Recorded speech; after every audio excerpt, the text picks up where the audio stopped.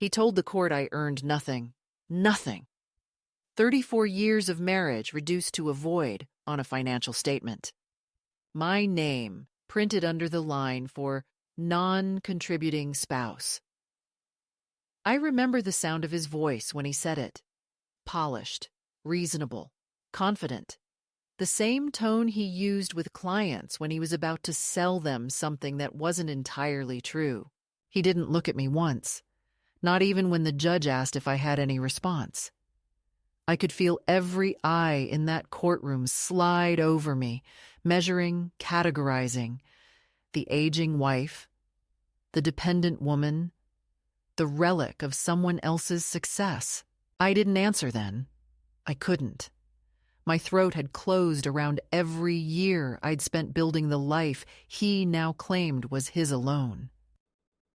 I'm 68 now, and I live in a small apartment by the lake, the kind of place where the wind whistles through the thin windows and the kettle takes its time to boil.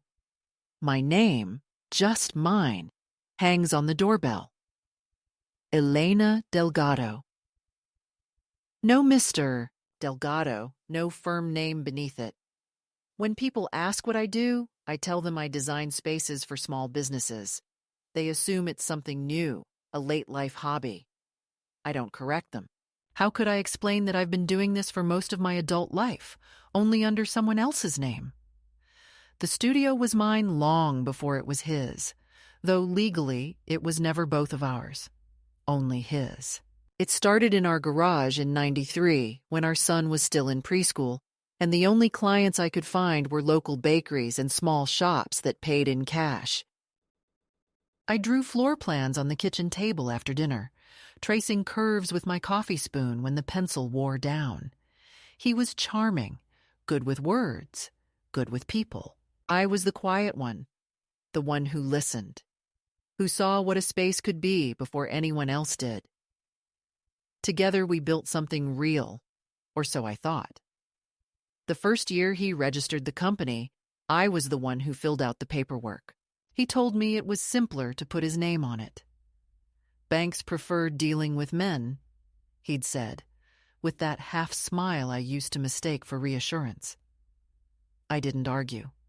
I'd grown up in a world where women didn't push on such things. I was proud of him, of us, and I kept the receipts, the ledgers, the contracts. I believed we were partners, not just in business, but in everything. We were, for a time. Then slowly, almost imperceptibly, I began to vanish from the story we were writing together. It wasn't cruelty, not yet, just omission. When he introduced me at events, I became my wife, Elena, not my partner. The website launched and my photo was gone. I laughed it off. He said clients wanted a streamlined image. When awards came, they went to him. I clapped from the audience and took the photos. It's strange how erasure doesn't hurt all at once. It seeps in. You start correcting yourself, our business, then his company. You stop saying we because it feels presumptuous. You start dressing plainer, talking less, letting him take calls while you manage the books and the deadlines and the tears of the interns he scolds. I thought it was temporary, that recognition didn't matter as long as we were building something together. What I didn't see then was how quickly invisibility becomes habit. How easy it is for the world to agree that you don't exist if you stop insisting that you do. When the court summons came, I wasn't surprised, not after the last year of silence between us. The house had turned into a museum of politeness, his voice courteous, mine cautious. He'd started sleeping in the guest room months before the papers arrived. When I asked why, he said it was for concentration. He was working on a big proposal, he said, something that would secure the studio's future. I didn't realize until later that he meant his future. The night before he left for good, he stood in the doorway of our bedroom with a suitcase I didn't know he still owned. He said, I think we should take some time apart. You need rest. You've been too emotional lately. Rest. Emotional. Words that sound soft but mean erased. I didn't argue. I just asked if he wanted to take the blue mug with him, the one he always used for his morning espresso. He didn't answer.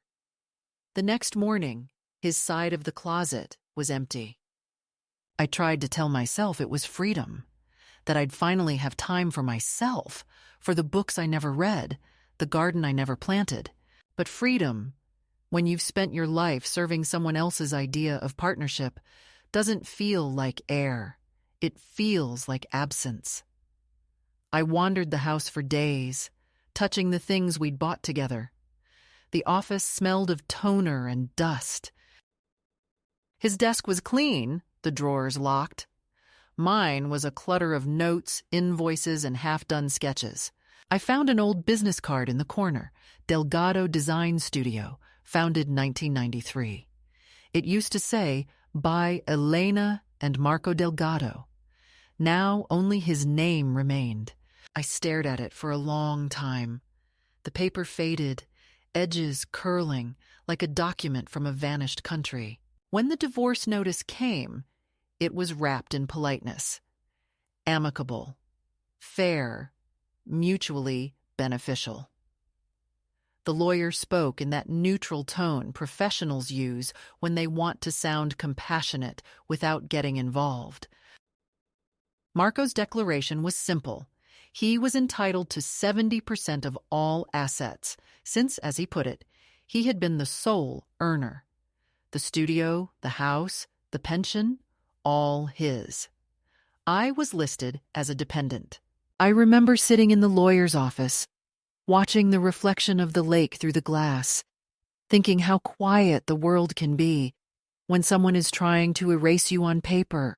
My lawyer, a young woman with tired eyes, said, "We'll contest it, Mrs. Delgado, but we'll need evidence of contribution." Evidence.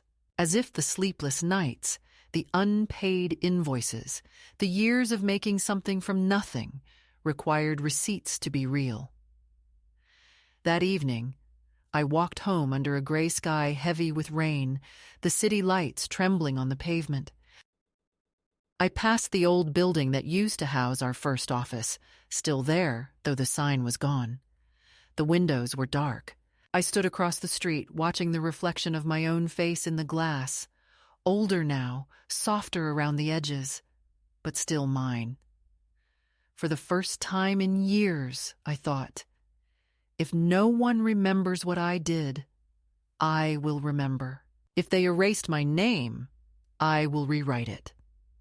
I made tea that night, the way I used to before deadlines, strong and bitter. The house was silent, except for the ticking of the clock. I opened the drawer where I'd kept our tax records, client folders, project sketches. I started sorting through them, touching the pages like old letters from a life I'd forgotten was mine. My hands trembled, not from age, but from recognition. Every document had traces of me, my handwriting, my annotations, my initials scrawled in pencil at the bottom of the blueprints. Proof, not of genius, but of endurance. Proof that I had been there, that I had built something out of air and effort and love. I didn't sleep that night. The tea went cold. The rain stopped. The sky began to pale through the blinds. I realized I wasn't just fighting for money. I was fighting for memory, for narrative, for the right to exist in the story I had written with my own two hands. When the sun finally came up, it hit the stack of papers on the table and turned them gold. I remember whispering to no one, "You told them I earned nothing. Let's see if the numbers agree." That was the morning I decided not to disappear quietly. That was the morning I became my own witness. The betrayal came dressed in the same calm tone he had always used when negotiating contracts, except This time the contract was me. In court, he said the company had always been his, that I had helped at the beginning, that my involvement was domestic, emotional, incidental. He said it as if he were describing the weather. The lawyer nodded. The judge took notes. And I sat there watching the dismantling of my own history by the man who used to trace blueprints with my pencil when we were young. The first blow wasn't the lie itself. It was the precision with which he delivered it, the way he had rehearsed the words until they sounded clean. That's what betrayal often is. Not chaos, but order turned against you. When the hearing ended, he held the door open for me out of habit. "It's nothing personal," he said softly, as if the theft of 30 years could be handled like a polite business transaction. Outside, the wind cut through my coat. I remember thinking how thin fabric becomes when you've lost the life that used to warm it. I didn't cry.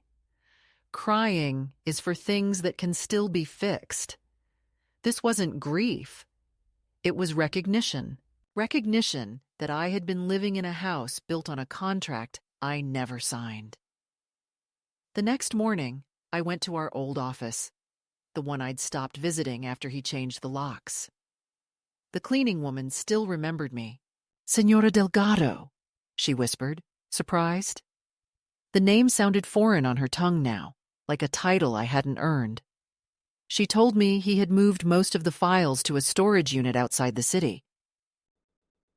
"Only the current ones left," she said, and then, lowering her voice, "He said you wouldn't need them." That was the moment it sank in that this wasn't just about divorce or money. This was a planned erasure, careful, deliberate, carried out with the same precision I once admired in him. I walked through the office slowly, touching the surfaces I had once chosen. The oak desk, the steel lamp, the framed sketches of our early projects. My initials were still there, carved faintly into the bottom corner of one of the drafts. ED, small enough to overlook, stubborn enough to last. I ran my fingers over it and felt an old pulse return. That afternoon, I went to the storage facility he had listed under the company's name. The attendant looked skeptical when I said I was a co-owner. I showed my ID, my business card, old as it was. He hesitated, then checked the screen and said quietly, "Your name isn't on the account, ma'am." I nodded, thanked him, and walked back into the sun. My face felt hot, not from anger, but from the humiliation of realizing how easily the life I built could be transferred into someone else's possession with the stroke of a pen. For years, everything had been joint: accounts, equipment, even the password on the company computer, which used to be our anniversary date. When he changed it, I thought it was for security. I didn't realize it meant I no longer had clearance to enter my own past. Back home, I found the first of many small changes. My name removed from the insurance documents, my email access suspended, my phone plan separated. The world was quietly unhooking me from every system I'd maintained. I called my son that evening, told him what was happening. He sighed. "Mom, maybe it's time to let it go. Dad built that business. You supported him, sure, but it's not the same." I listened to his voice, calm and practical, and realized that the erasure had already spread to the next generation. He had learned early that mothers don't create. They maintain, assist, comfort. They earn nothing measurable. I thanked him, hung up, and sat in the dark for a long time. The house was too quiet, as if waiting for a verdict. A week later, I received a formal notice from his attorney, a proposal for settlement. He offered me the house, minus the mortgage, in exchange for full rights to the company. It was generous, they said, considering my limited role.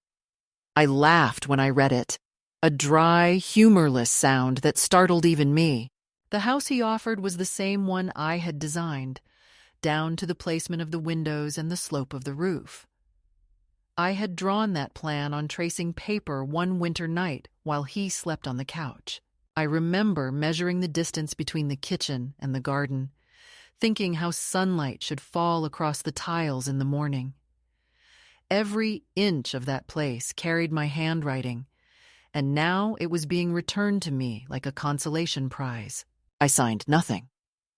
When I told my lawyer I wanted to contest everything, she hesitated. "It will be long and painful," she warned. "He's documented as the sole shareholder. Without proof of your labor, it's just your word." My word. As if a woman's word, by default, was an insufficient form of evidence. I told her I would find proof. She looked at me with that mixture of pity and professionalism I've come to recognize as disbelief in a polite disguise. But I wasn't offended. Doubt had become a familiar sound in my ears. It didn't scare me anymore. I started searching for traces of myself in what was left of our shared life. I went through old drawers, boxes in the attic, the notebooks I used to keep by the bed. I found sketches, invoices written in my hand, client thank you notes addressed to Elena, and old receipts from trade shows I attended alone because he had meetings. I discovered a forgotten binder from 2001 labeled Materials and Suppliers. Inside were printouts of emails from vendors, all addressed to me, discussing deliveries, costs, deadlines. Proof that I had not only worked but had been the operational spine of that company for decades. Proof that I had earned everything they said I hadn't. But the most painful discovery wasn't the documents. It was a photo. It had been tucked inside the binder, probably by accident. It showed the two of us standing in front of our first completed project. A small bakery with wide windows and pale blue walls. My hair was shorter then, his smile wider. Behind us, on the glass door, the logo read Delgado and Delgado. I remember painting that ampersand myself, one careful stroke at a time. I sat at the kitchen table staring at that faded photograph, realizing that the symbol of partnership had long since peeled away, even if I'd been too blind to notice. A few days later, he called for the first time since the hearing. "Elena, can we be reasonable?" His voice was smooth, rehearsed. "This doesn't have to get ugly." I asked what ugly meant to him. Lawyers, audits, all that mess. Let's end this with dignity. Dignity, in his language, meant silence. It meant allowing him to keep everything without the embarrassment of public exposure. I told him I'd think about it. I hung up and immediately wrote down every word he'd said, every pause, every condescending sigh. Words were evidence, too. That night, I couldn't sleep. I kept seeing that photo, the two of us in front of the bakery, unaware of how the future would untangle us. I realized something essential. Betrayal is never just the act of taking. It's the conviction that the person you take from will never fight back. He was so sure of my compliance, so accustomed to my quiet, that he couldn't imagine me as anything other than a shadow. That certainty was his weakness. The next morning, I opened a new email account under my own name and started contacting former clients, suppliers, anyone who might remember the projects I had managed. I didn't tell them about the divorce. I simply asked if they could confirm my role in their projects for my records. Within days, replies began to arrive, small testimonies of memory. "Of course, Elena. You were the one who coordinated our renovations. You handled all the details. We couldn't have opened on time without you." Each message felt like a heartbeat. Each one was a stone laid back into the foundation of the life he'd tried to dismantle. The catalyst, if I'm honest, wasn't a single event, but an accumulation. A slow ignition that began with a sentence spoken too easily. She earned nothing. Betrayal grows from such sentences, nourished by the quiet belief that no one will question them. But I did. I questioned everything. I looked at every folder, every email, every photograph, and saw not the fragments of a failed marriage, but the anatomy of a theft. The theft of my labor, my name, my time. By the end of that month, I had filled 3 boxes with documents. I labeled them carefully. Early years, expansion, contracts, and payments. Each label felt like a pulse returning to the body. One evening, as I sealed the last box, I realized I no longer thought of him as my husband. He had become something else entirely, a former business partner who had breached every clause of decency. That clarity was its own kind of revenge. When I placed those boxes by the door, ready for my lawyer to collect, the house felt lighter, almost breathable again. It wasn't justice yet, but it was momentum. And in that quiet moment, with dusk falling through the blinds, I whispered to the empty room, "You took everything that had my name on it. But you forgot the one thing you can't erase. I was there." The days that followed the first hearing moved with a kind of numb precision, as if time itself had been scheduled by my ex-husband's attorney. Everything that once belonged to the rhythm of our shared life, emails, bank statements, even the dull pulse of our calendar, was methodically removed from my reach. Passwords changed without warning, subscriptions canceled, mail redirected to a post office box I hadn't known existed. The accountant, who used to send me drafts for review, now copied only him. The silence wasn't loud. It was administrative. I watched as the practical world turned its face toward him, the one who had always signed the checks, and away from me, the one who had written the numbers behind them. Losing a marriage is one kind of grief. Losing access to your own proof of existence is another. I started each morning with the same ritual.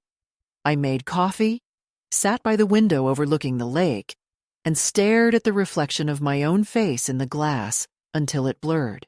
I told myself I was strategizing, but what I was really doing was remembering. There was a peculiar clarity in silence. Without his voice filling the air with explanations, I could finally hear the small inner one that whispered what I had ignored for years, that he had been preparing for this long before I ever suspected. The small changes, the bank accounts under his name, the new accountant, the subtle corrections when I introduced myself as co-founder, all of it had been groundwork, and I, foolishly, had mistaken it for organization. My lawyer sent an email titled Financial Discovery Phase. It sounded clinical, harmless, almost tidy. What it meant was that every transaction, every piece of property, every email would be combed through, categorized, and valued. "We'll need more records from you," she wrote. "Anything that proves your involvement." The irony was painful. I was being asked to prove that I existed inside my own life. I spent hours every day digging through boxes, scanning old ledgers, printing emails from an account he hadn't yet managed to close. The more I looked, the more I realized how meticulous I had been.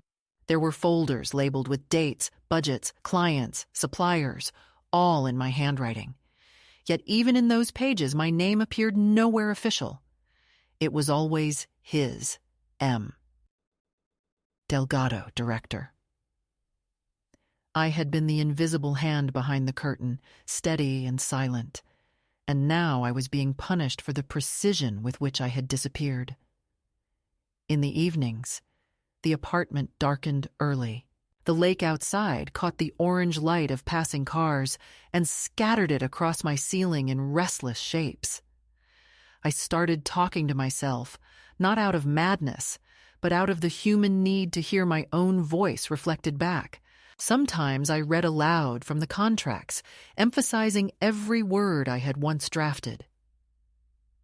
The designer, I would say, tracing the signature line. The managing partner. It was like summoning a ghost who had my face but no legal presence.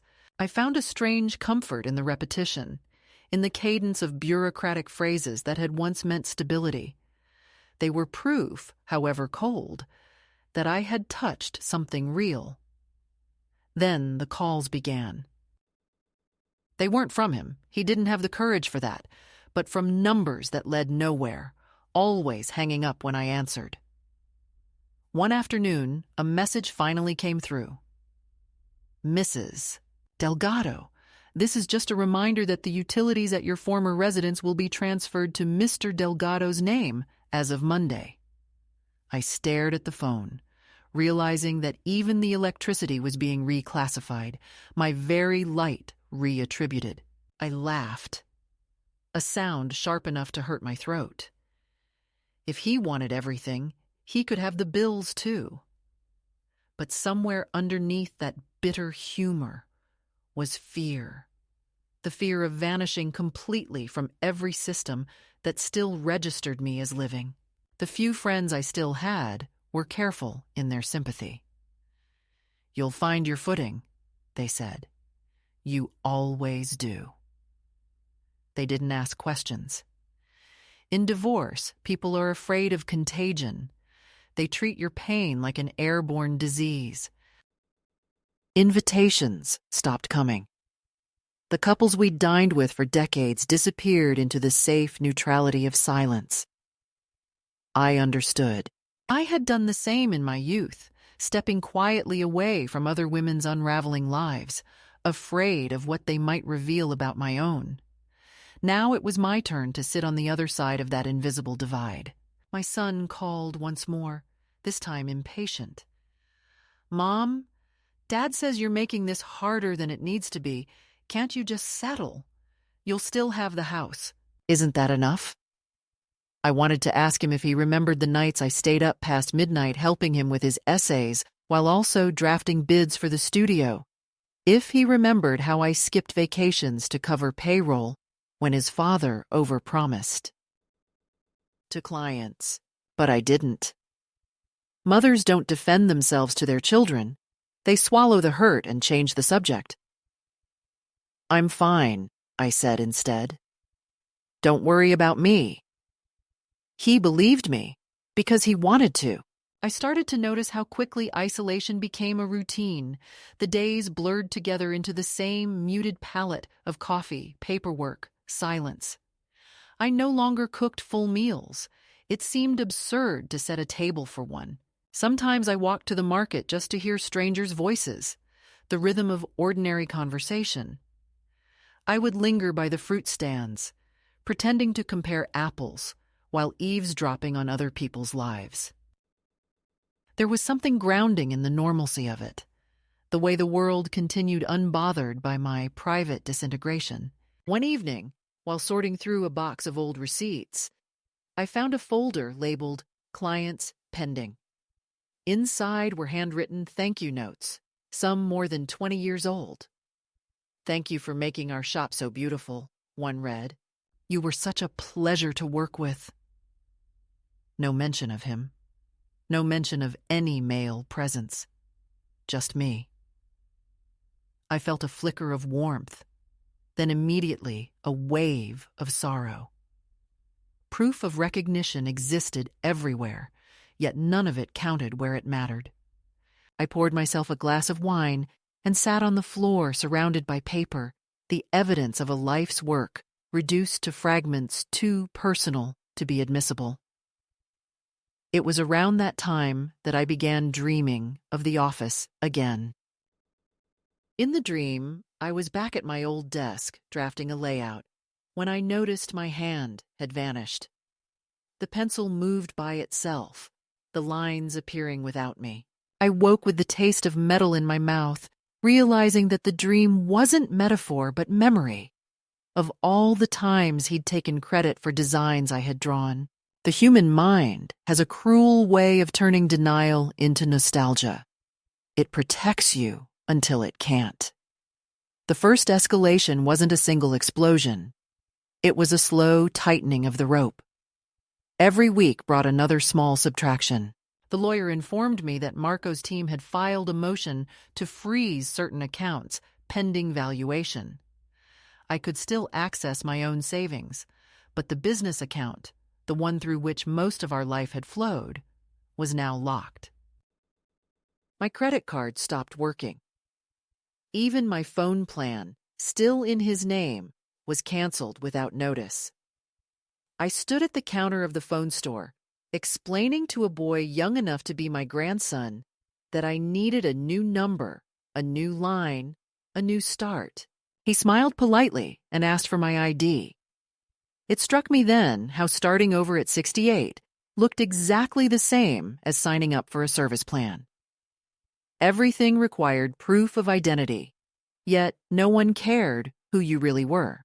When I got home that night, I found a letter under my door. No return address, just my name typed neatly in the center. Inside was a single page, a list of financial disclosures from his lawyer, a copy meant for me, though it had already been filed without my consent. Next to the company's name was a description that made me laugh and ache at the same time. Founder and sole proprietor, Marco Delgado. No mention of co-founder, partner, or even spouse. The document had rewritten history with legal authority. Paper had always been his favorite weapon. Clean, impersonal, definitive. I placed the letter on the table and watched the sun slip behind the hills. The apartment darkened slowly, the room filling with the smell of old paper and dust. I realized then that invisibility wasn't a condition imposed upon me. It was a skill I had perfected.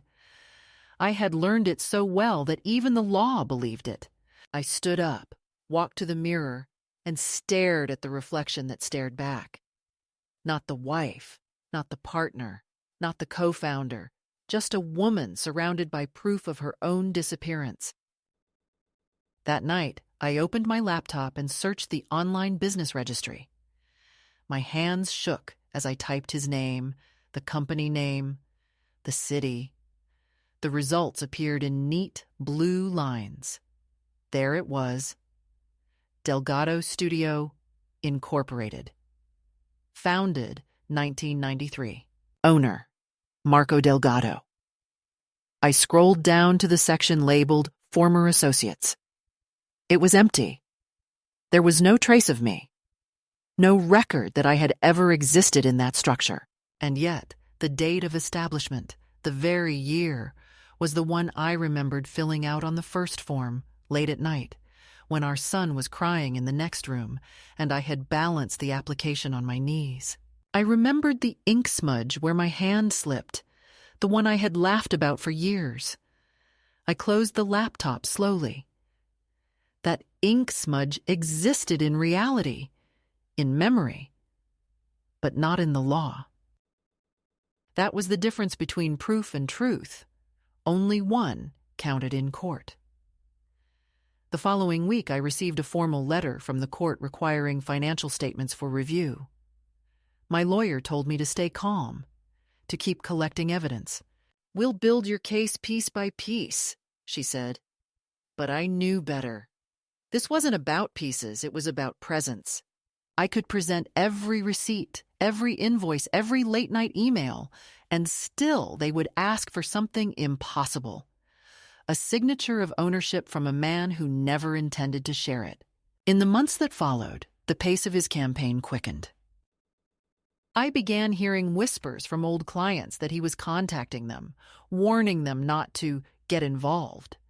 Some wrote to me apologetically, saying they couldn't provide letters without his approval. Others sent quiet support, small notes of solidarity that made no legal difference but steadied me. My lawyer called it obstruction. I called it fear. He was terrified that I might remind people of the truth. I started keeping a diary again, not out of habit, but necessity. Each night, I wrote what had changed that day, what was taken, what remained. It became a record of the erosion, a map of the small, vanishing points of my life. At first, it was depressing. Then, slowly, it turned into something else. A ledger of resistance. Every entry was proof that I was still paying attention, still here, still refusing to go quietly. There's a particular moment after a long betrayal when you stop waiting for fairness. You stop expecting rescue, apology, or understanding. What comes instead is a grim, lucid calm. That's where I found myself by the end of that winter. The apartment was cold, the bank account thin, the case dragging on, but I was no longer frightened. The first escalation had taught me that losing everything you were given is sometimes the only way to see what you actually built.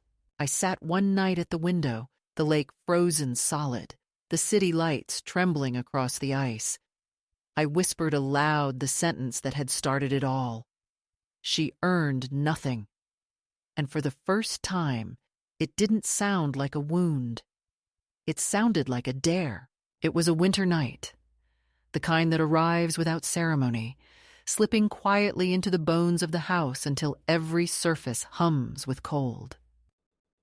I had been sitting at my kitchen table for hours, surrounded by papers that seemed to multiply each time I looked away. Contracts, invoices, drafts, the architecture of a life I had built but could no longer prove belonged to me. The lake outside was a sheet of dull metal, the sky low and gray, the world held in suspension. That was when I found it. The small black flash drive tucked inside a box of old stationery I hadn't opened in years. I recognized the handwriting on the label immediately. Projects 2003-2011. I had written it myself, though I could barely remember when. My heart began to beat with that peculiar mix of fear and recognition reserved for things we thought were lost forever. I plugged it in and waited, the computer's fan whirring to life like an old dog stretching after sleep. For a moment, nothing happened. Just a blank screen and a blinking cursor, and then the folders appeared, dozens of them, neatly dated, organized by client. Inside were spreadsheets, proposals, scanned invoices, email backups. My initials appeared everywhere, in the file names, the notes, the correspondence. Every one of them a small pulse of proof, the quiet evidence of a woman's labor that had gone unseen because she hadn't demanded to be seen.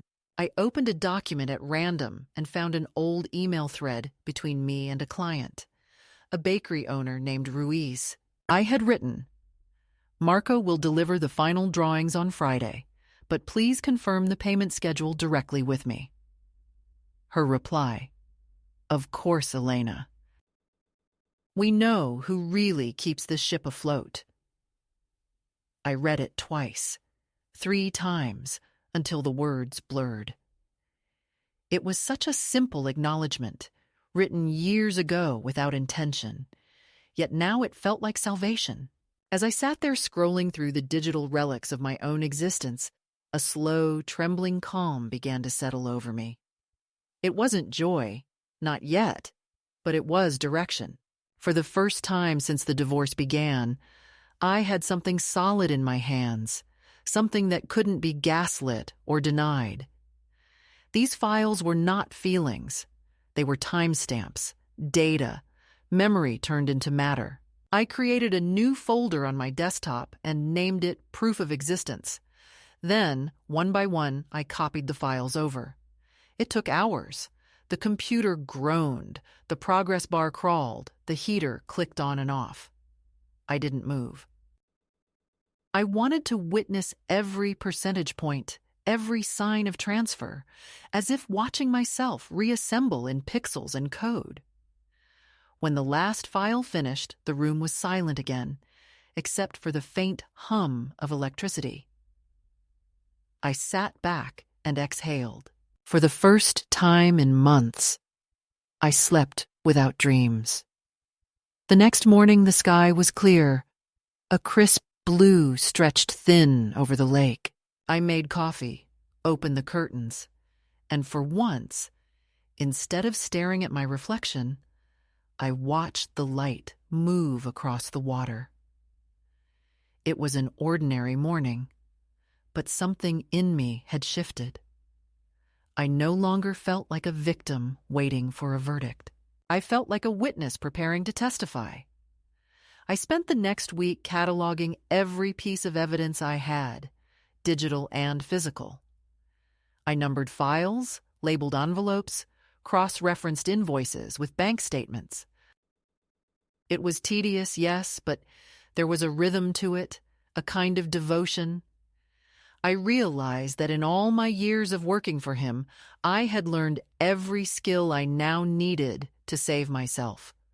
Organization, precision, endurance, they had always been mine.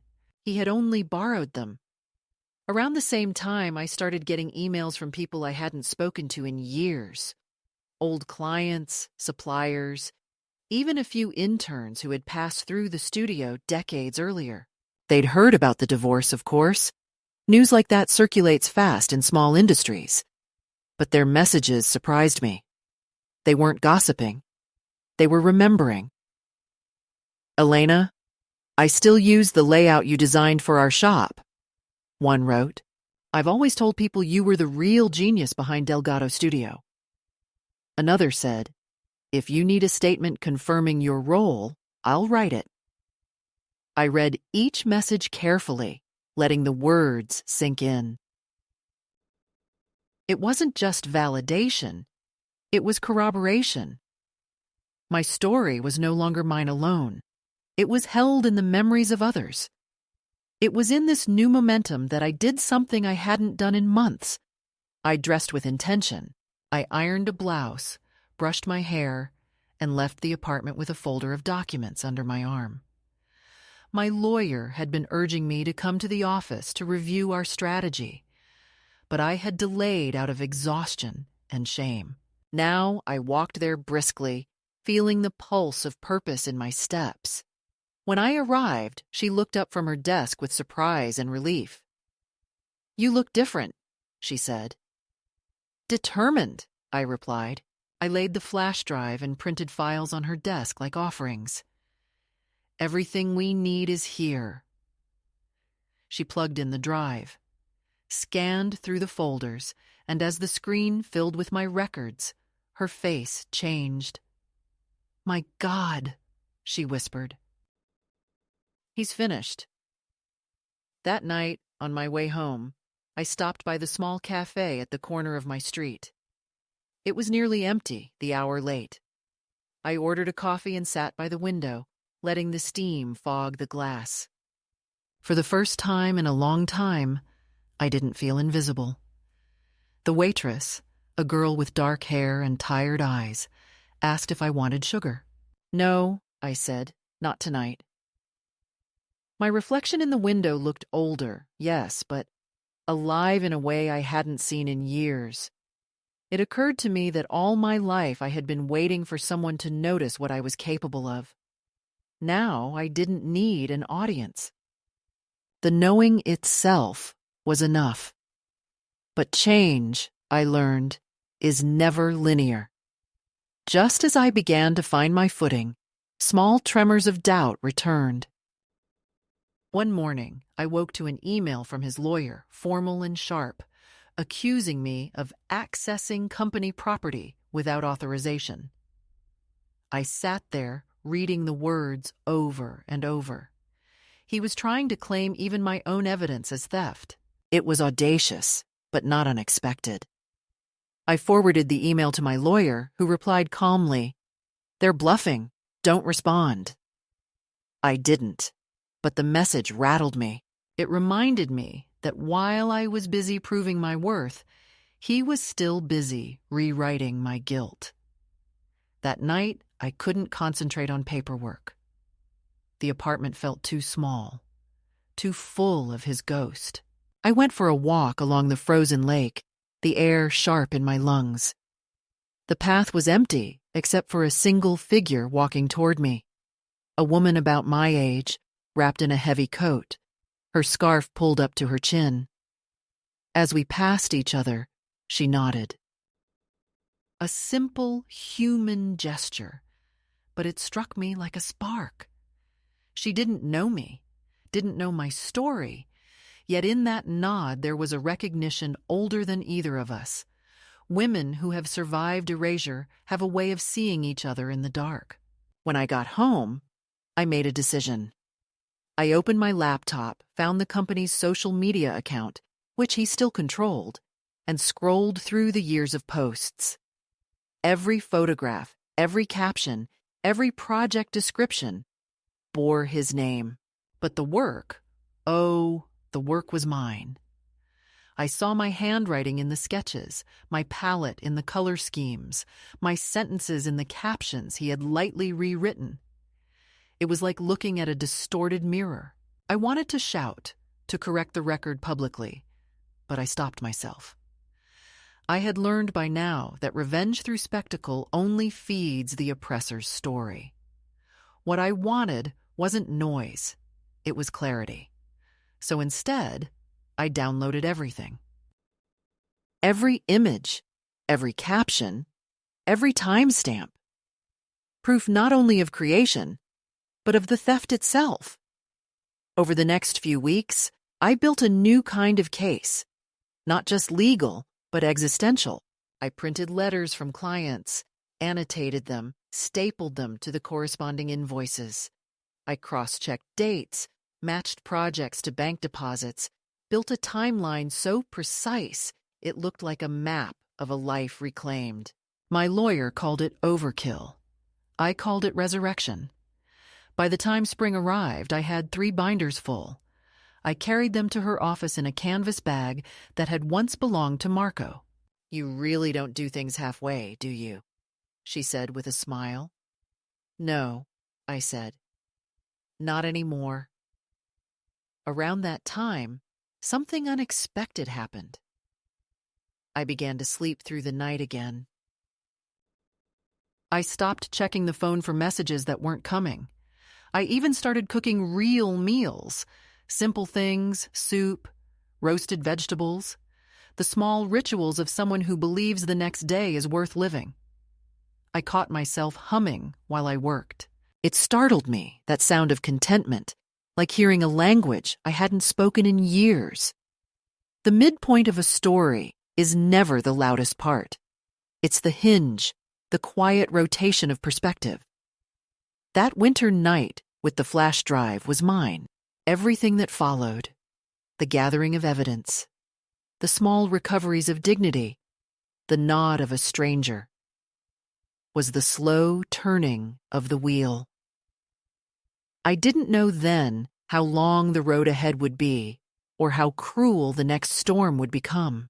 But for the first time since he said those words, she earned nothing.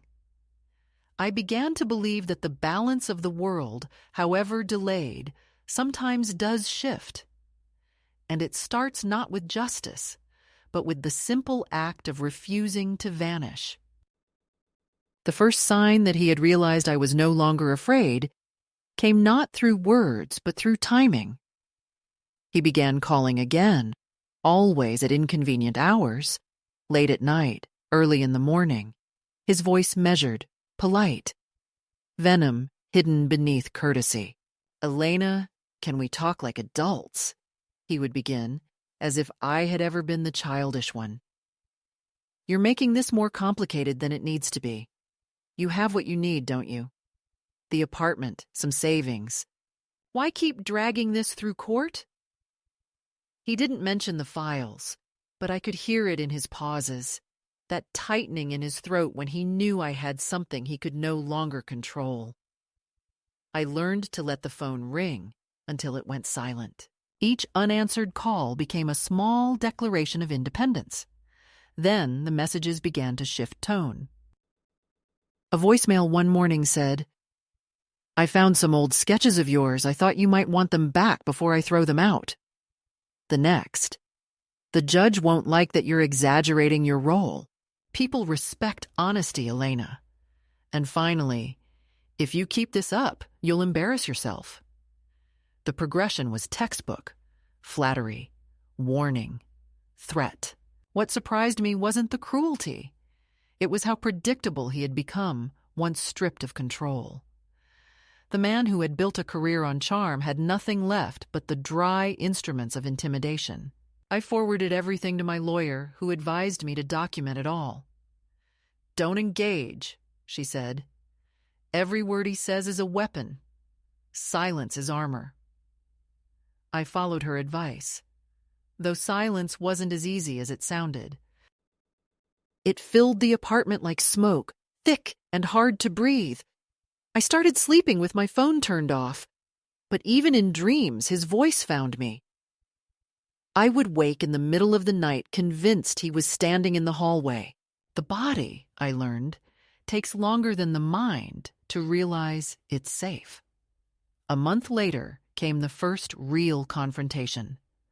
The court had requested a new round of evidence submissions, and I was to appear in person.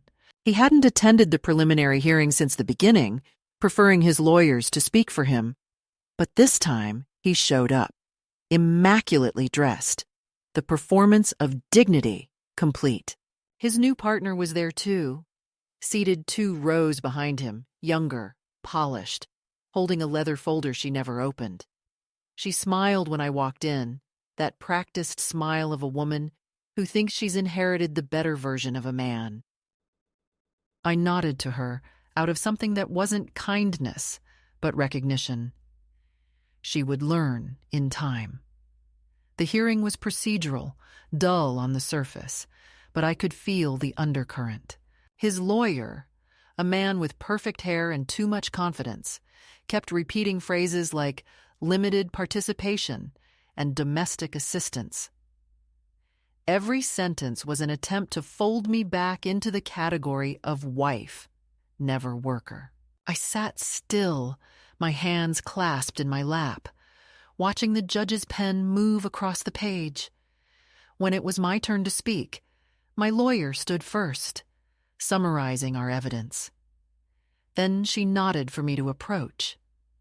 My legs trembled, but my voice didn't. I explained the flash drive, the emails, the contracts I had drafted.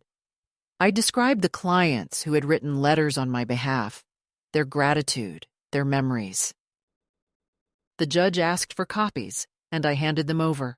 Hundreds of pages, each stamped with my initials. He shifted in his chair, whispering something to his lawyer. For the first time, I saw his composure crack. Just a flicker, but enough. The judge paused, reading one of the letters aloud. I always worked directly with Mrs. Delgado. She handled design, budgeting, and communication. Her eyes lifted. "Mr. Delgado, do you dispute this?" He cleared his throat. "Memory is subjective, Your Honor. People remember what they want to." The words hung in the air, brittle as glass. The judge nodded slowly. "Indeed," she said. "But documents are not." When the session ended, I walked past him without meeting his eyes. In the hallway, I heard him say to his lawyer, "She's desperate. This won't hold." But there was something in his tone that betrayed the opposite.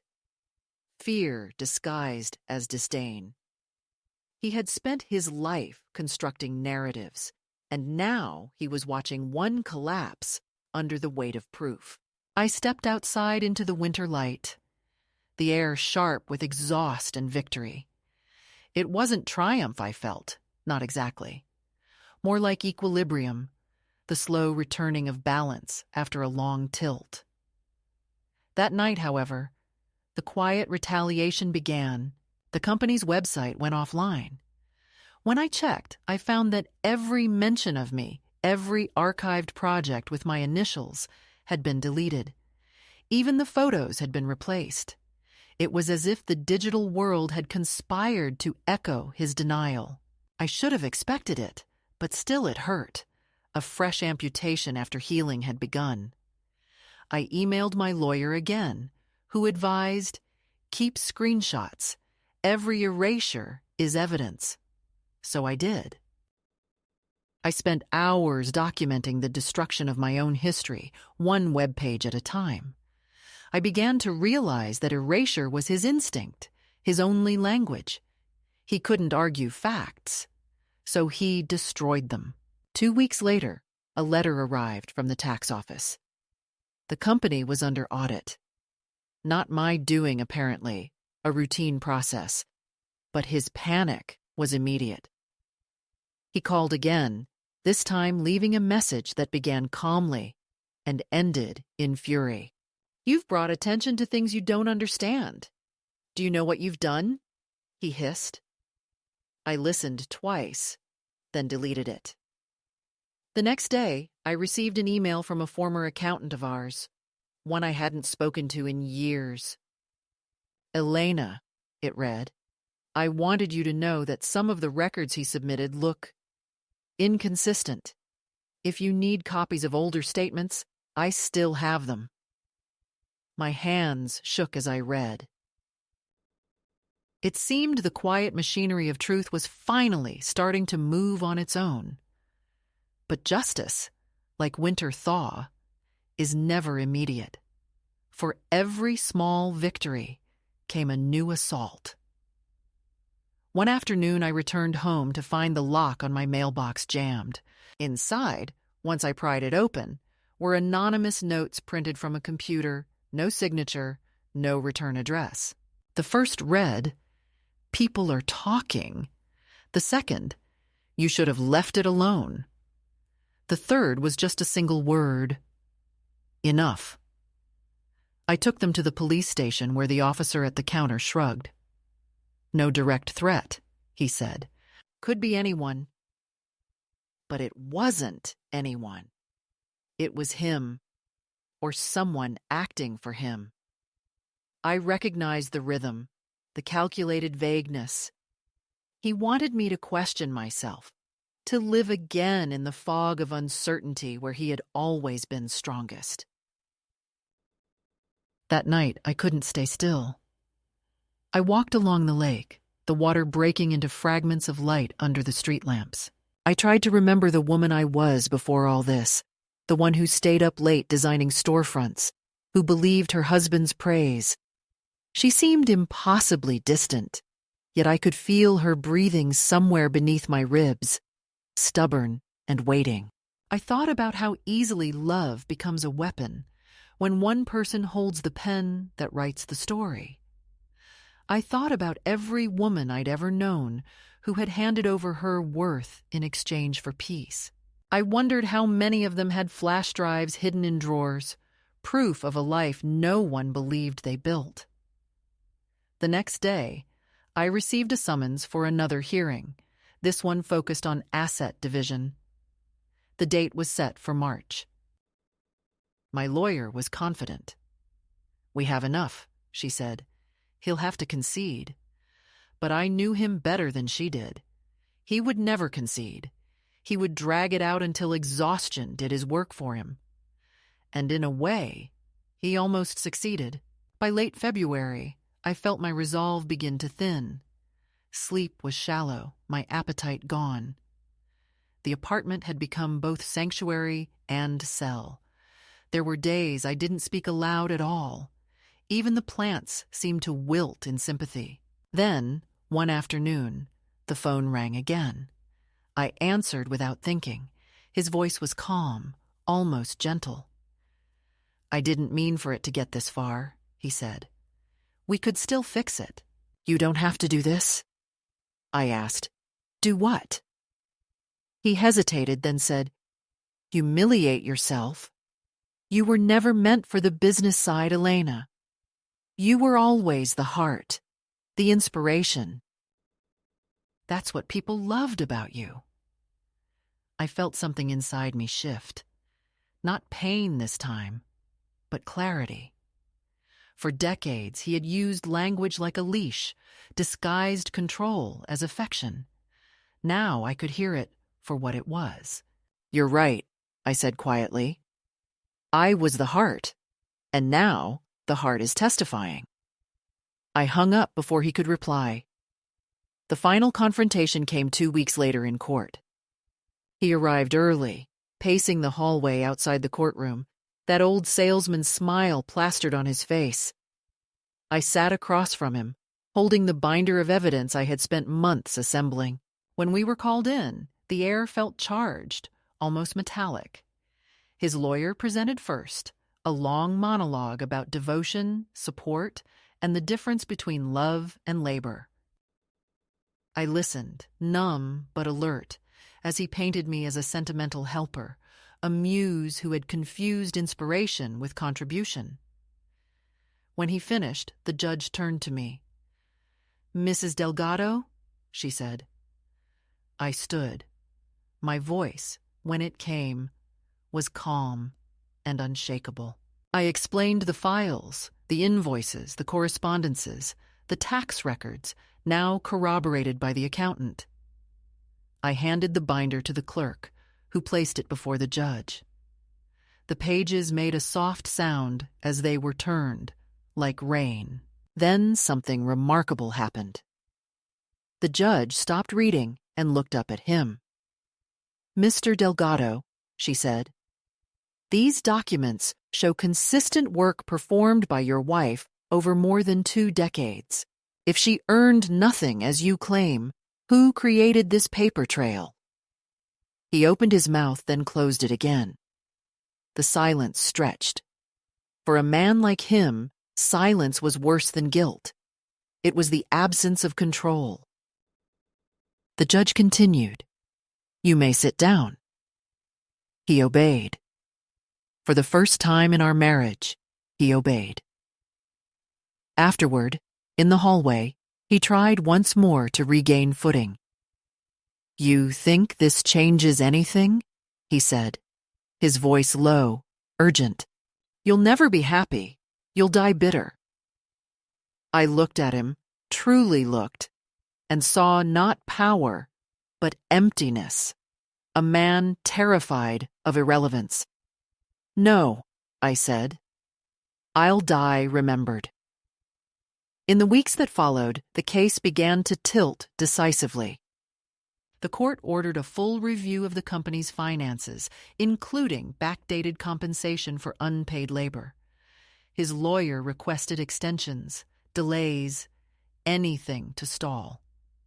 But each move only strengthened my resolve.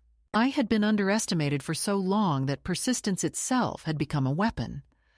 I learned to navigate the legal language, to decipher the bureaucratic codes he had once used to confuse me. Every new letter, every deadline met, every clause understood was another brick laid in the wall between us. And yet, despite all this progress, the cost was steep. I had grown old in the process of proving I existed. My hands ached from writing, my eyes blurred from reading endless documents.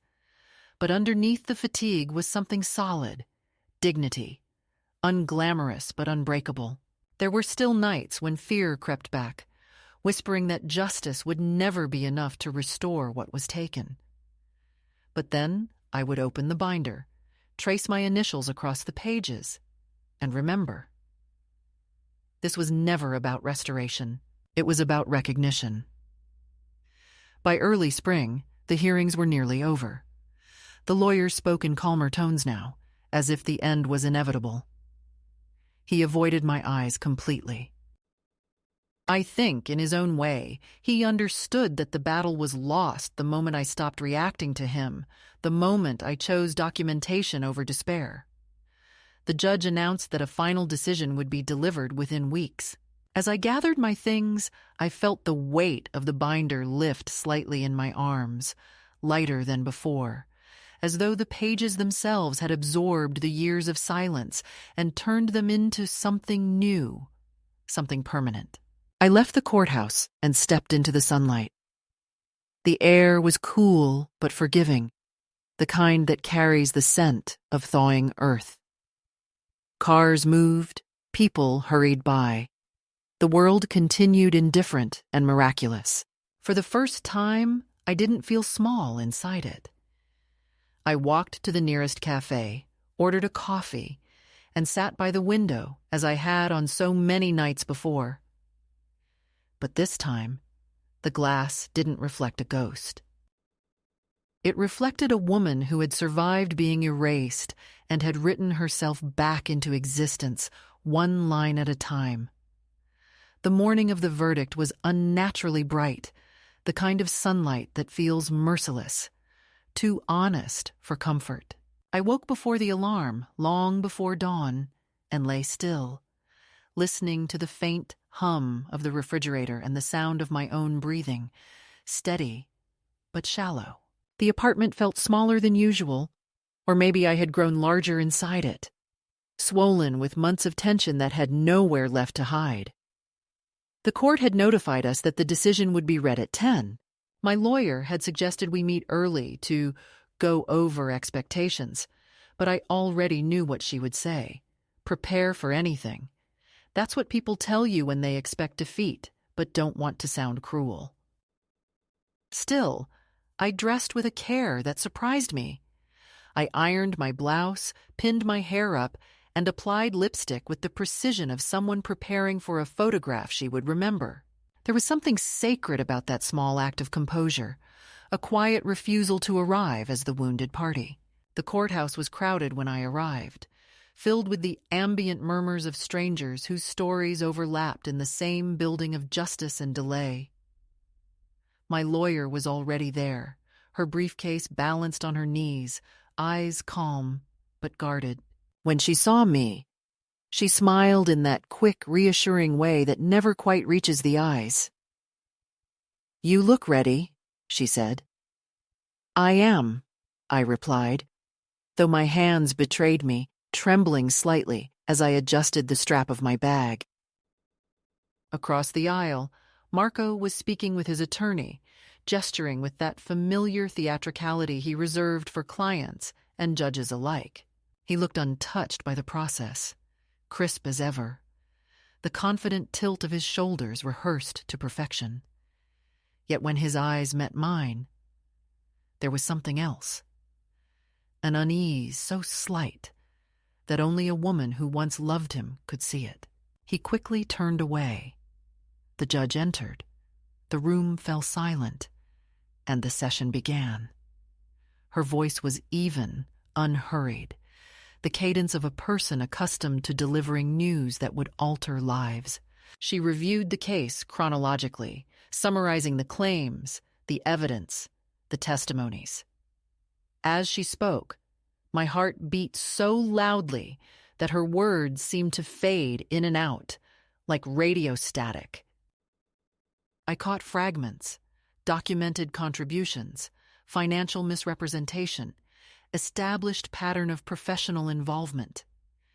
Each phrase felt like a small light switching on in a long corridor of darkness. Then came the sentence that anchored everything. "It is the opinion of this court that Mrs.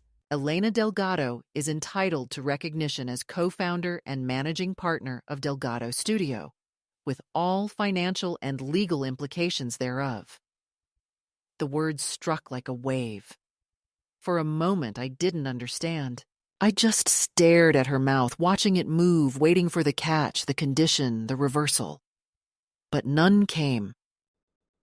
She continued, "The division of assets shall be equal, and back compensation for unpaid labor will be recalculated according to the company's financial records." I felt my lawyer's hand on mine, steady, grounding. She whispered, "We won," but that word, won, sounded strange in my ears, too small for what this was. It wasn't a victory. It was a reappearance. It was the world remembering my name after decades of silence. I turned my head toward Marco. He sat perfectly still, his jaw tight, his fingers interlaced on the table. The color had drained from his face, but his composure remained intact. That was his talent, to lose without admitting loss. Yet I saw the crack in his stillness, the tremor in the vein at his temple, and it felt like justice had finally found its shape. The rest of the proceedings blurred. Paperwork was signed. Court officers moved about. The next case was already being prepared. The machinery of law never pauses for personal catharsis. My lawyer gathered our things, her voice distant, discussing follow-up steps, deadlines, payments. I nodded mechanically, my attention fixed on a single sheet of paper before me. The official ruling, stamped, dated, irrevocable. My name printed in full. Mrs. Elena Delgado, co-founder. How many times had I written those words privately, whispered them in the dark, typed them in drafts I never sent? Seeing them now, sanctioned by law, was like reclaiming the language of my own life. Outside, the air was cold but luminous. I stood on the courthouse steps, the city buzzing around me, traffic streaming by, pigeons scattering at my feet. My lawyer offered to call a car, but I shook my head. I wanted to walk. Each step felt heavier and lighter at once. The strange duality of freedom earned too late. I walked without direction, past shops and offices, through streets I had avoided since the separation. The city looked different, sharper, as though it too had been cleaned of fog. Somewhere in the distance, church bells were ringing. They didn't sound triumphant, only steady, almost domestic, like the bells that once marked the hour when I would close the studio and head home to cook dinner for a man who would later erase me from his narrative. I found myself standing in front of a small cafe I used to frequent during lunch breaks in the early years of the business. The window still bore the same lettering, slightly faded, and inside, the same wooden counter gleamed under yellow light. I went in, ordered a coffee, and sat by the window. The waitress, a young woman with ink stains on her fingers, smiled politely. "Do you want sugar?" she asked. "No," I said, "not today." As I waited for the coffee to cool, I took the verdict papers from my bag and unfolded them on the table. The stamp caught the light. There it was, the state's acknowledgement that I existed, that my work had value, that my life had left an imprint. I realized then that the true power of justice was not in punishing the guilty, but in documenting the truth so it could no longer be rewritten. When I finished the coffee, I walked to the lake. The wind was sharp, the water restless, streaked with silver. I stood at the edge and closed my eyes. Behind me was everything I had lost. The years of complicity, the comfort of ignorance, the illusion of partnership. Before me was an expanse of uncertainty that didn't frighten me anymore. For the first time, I understood that solitude could be fertile, not barren. There was still time, maybe not much, but enough to live on my own terms, enough to build something small and honest with my own name etched clearly at the front. A week later, the financial documents arrived, confirming the recalculations. My lawyer explained that the compensation was significant, more than either of us had expected. She spoke of investments, savings, opportunities, but I barely listened. Money was never the point. What mattered was that every number on those pages corresponded to a day of my life once dismissed as worthless. Every dollar was a quiet apology from the world for having believed him. The news of the ruling spread quickly among our old circle. Some reached out, careful diplomatic messages from people who had once vanished when the divorce began. "Congratulations," they said. "Justice at last." I answered politely, but I didn't feel triumphant. Justice wasn't a celebration. It was a correction. It didn't erase the years of invisibility or return the youth spent in someone else's shadow. It simply restored alignment between fact and record. But even that, I learned, was no small miracle. One afternoon, as I sorted through the remaining boxes in my apartment, I found the old photo again, the one of us standing in front of the bakery, smiling under the sign that read, "Delgado and Delgado." I stared at it for a long time, then slipped it into a drawer. I no longer needed to display it. The past didn't require an audience. It just needed closure. A few days later, he called for the last time. The number flashed on my phone. Familiar, unwelcome. I hesitated, then answered. His voice was subdued, almost weary. "I suppose congratulations are in order," he said. I could tell he was forcing civility, trying to reclaim the tone of the reasonable man. "I didn't expect you to fight this long," he added. "You were never—" He stopped, searching for the word. "Aggressive." I smiled, though he couldn't see it. "No," I said softly. "I was never aggressive, just thorough." There was silence on the line. Then he said, "Well, I hope you're happy." I thought about it, the weight of that word, happy, and realized it no longer frightened me. "I am," I said. Finally. I hung up before he could respond. That evening, I went through the studio's online registry one last time. My name now appeared beside his, equal and permanent. I printed the page, not as a trophy, but as proof that the story had an ending. I placed it in the same folder as the verdict, closed it, and slid it onto the bookshelf between novels and photo albums. It didn't belong to the realm of tragedy anymore. It belonged to history. Later, as twilight filled the room, I lit a candle and sat by the window, watching the lake darken. The air smelled faintly of rain. I thought of the years behind me, the noise, the doubt, the erasure, and how quietly it had all transformed into this single, steady peace.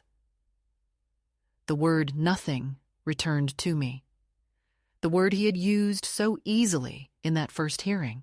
I whispered it aloud, not as accusation, but as memory. Then I smiled, because it no longer had power. I had turned nothing into evidence, silence into testimony, disappearance into record. When I finally went to bed, the candle still flickering, I felt the rare, delicate weight of completion. I knew that tomorrow the world would go on exactly as before, indifferent to my small victory.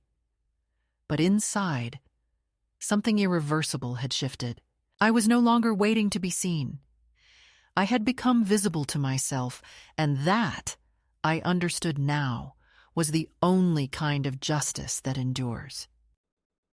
The quiet that followed was not the silence of emptiness, but the silence of completion, a kind of stillness that feels earned rather than imposed.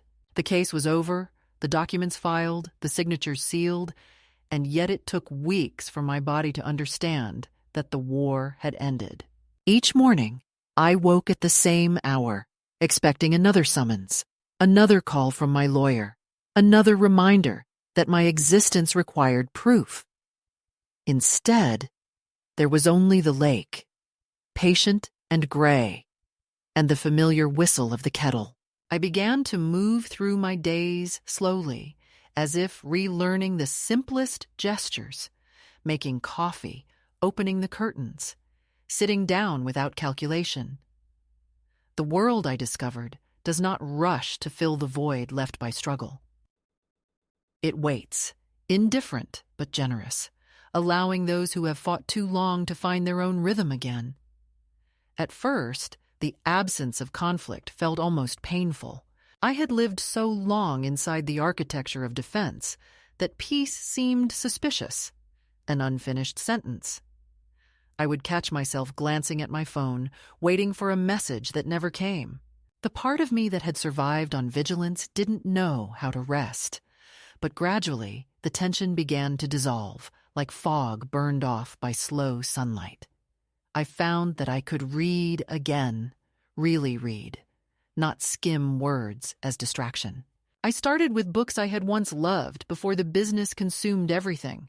Novels about quiet endurance, biographies of forgotten women who built things that outlasted their names. Their stories no longer made me ache. They made me company. It was during one of those long, unhurried afternoons that I realized I had stopped thinking of him altogether. The man who had once occupied every corner of my mind had receded into the distance, not as a villain, but as an inevitable shadow in a story that no longer needed him. His name appeared occasionally in articles about design awards, sometimes in conversation among colleagues, but it no longer stung. When I saw his face in a magazine, a photo from some event, his hair whiter, his smile thinner, I felt only recognition. The mild surprise one feels upon glimpsing a stranger who once lived in the same house. Time had done its quiet, merciful work.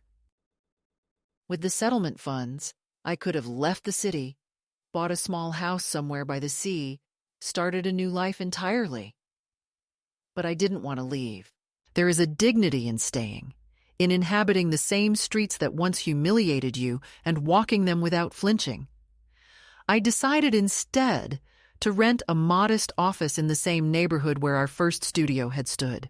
The building was old, its paint peeling, but the windows faced east, and in the mornings the light poured in like forgiveness.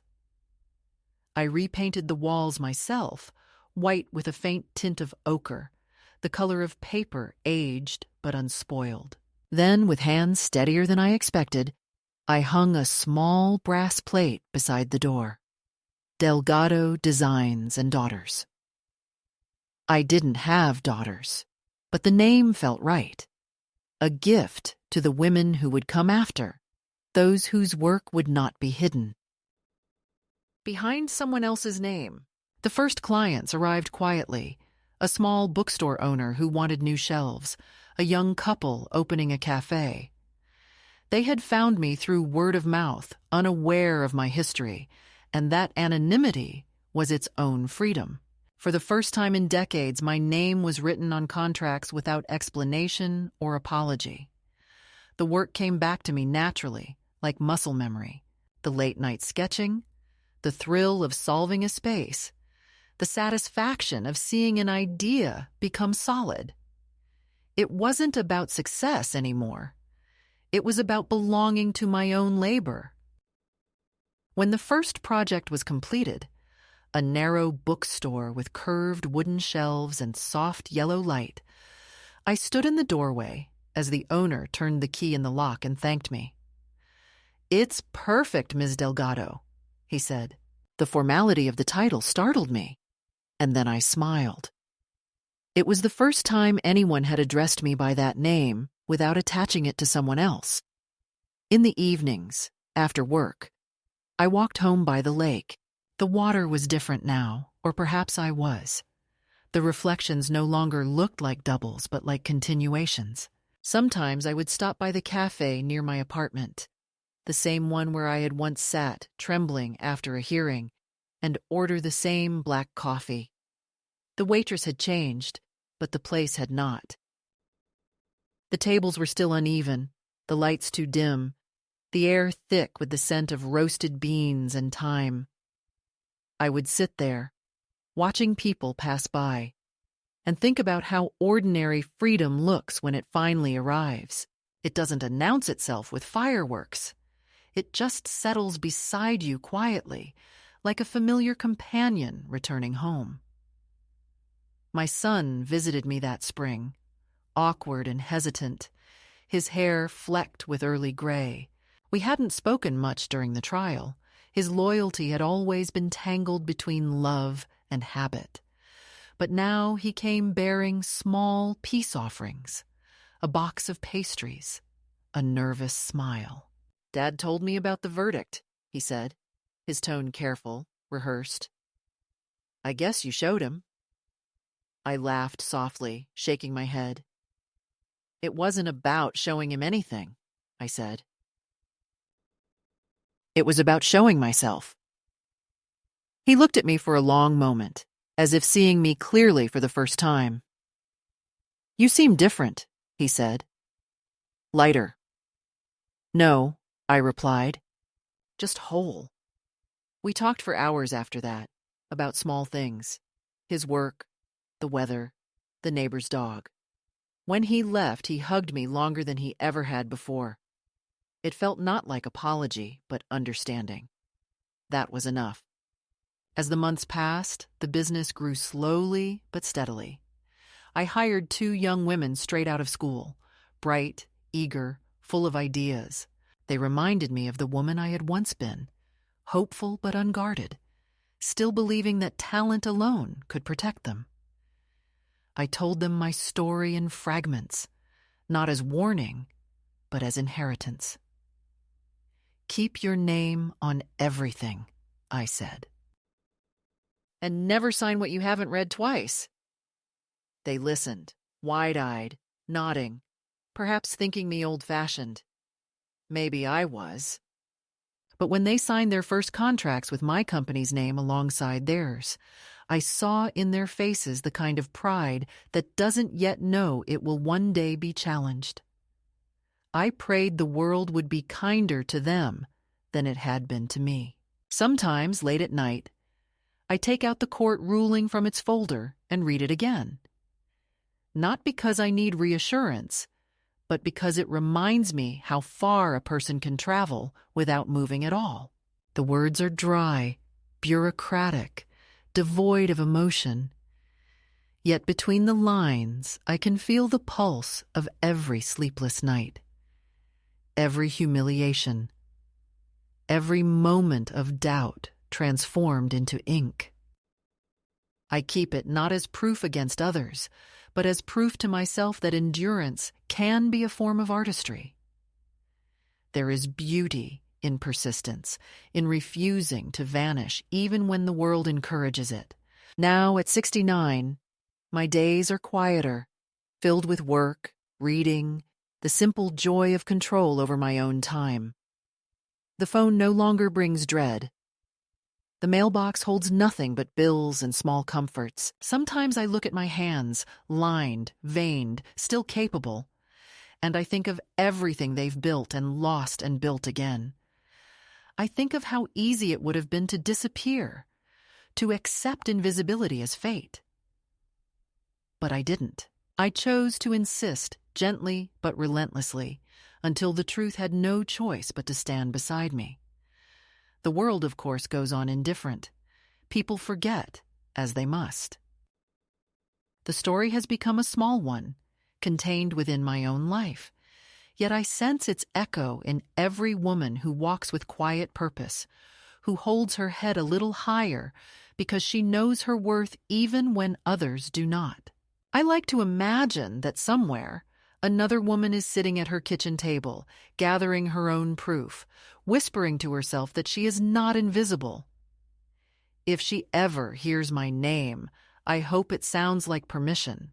And when I think of the years behind me, the betrayal, the trial, the slow return to self, I no longer feel anger, only gratitude for the long, winding path that brought me here, to this small apartment by the lake, to the steady hum of work and solitude and peace. Every scar has found its place. Every silence has meaning now. Sometimes, as the sun sets and the water turns gold, I whisper a single line, not to him or to the past, but to every woman who will one day need to hear it. They said I earned nothing, but everything I have was mine all along.